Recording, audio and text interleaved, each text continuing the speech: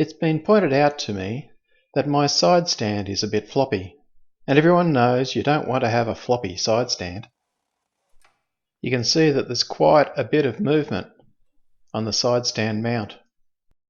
So I'm going to remove the side stand and see what's causing it. First step is to remove the cutoff switch at the back of the side stand. This has got an 8mm bolt that needs to be removed, and then you can remove the switch.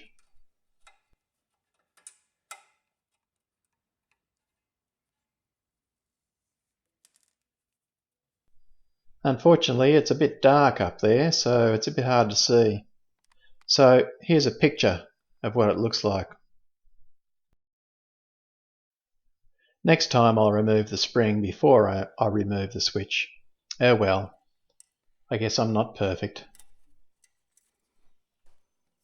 The spring is not all that strong and can be relatively easily removed with a spring puller.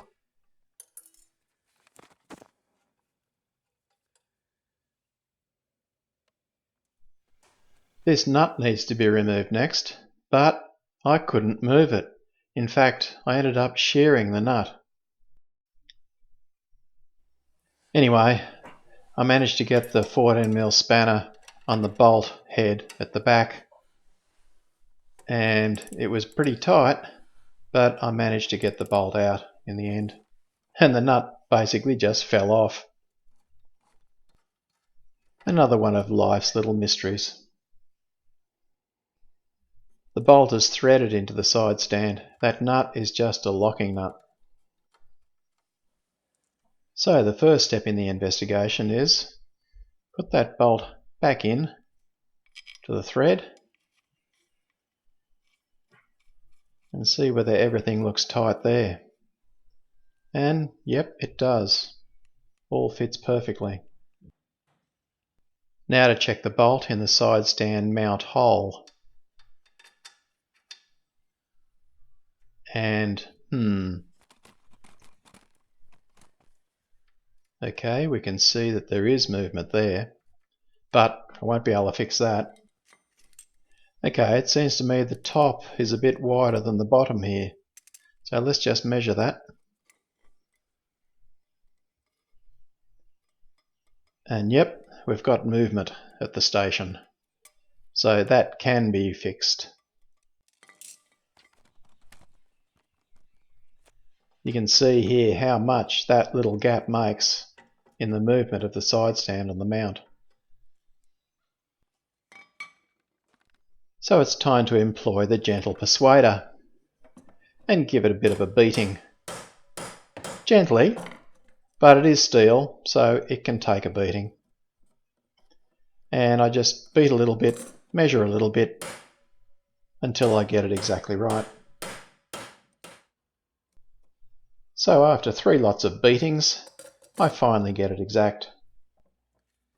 Well, that was pretty easy. Time to reassemble. And of course, a good old lubrication while I'm at it.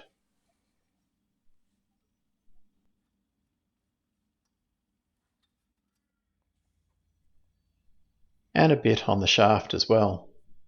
Always a good practice. And you'll see I've bought a brand new nut to replace that old one.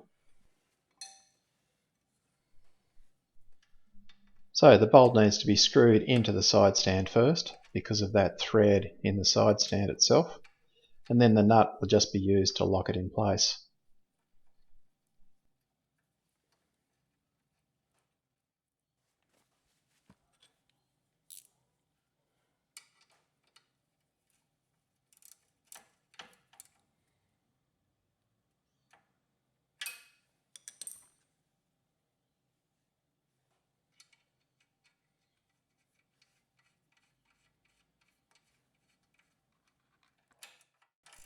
Gotta love ratchet ring spanners. What did I do without them?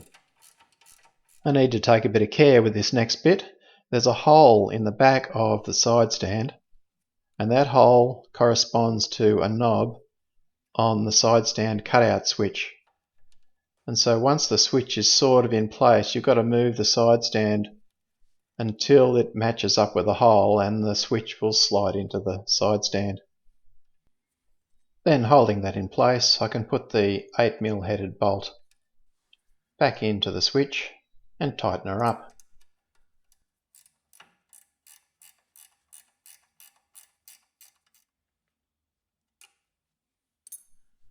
The last step then is just to replace the spring, and I'm all done.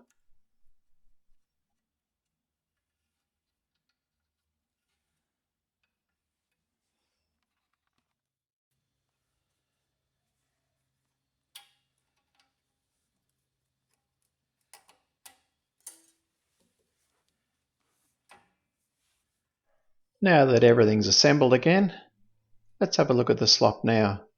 And you can see there's just a little bit, which is fine. Side stand moves freely, and I've taken out most of the slop. Another little job done. With the coronavirus lockdown in place, this is the sort of little job that can keep me occupied.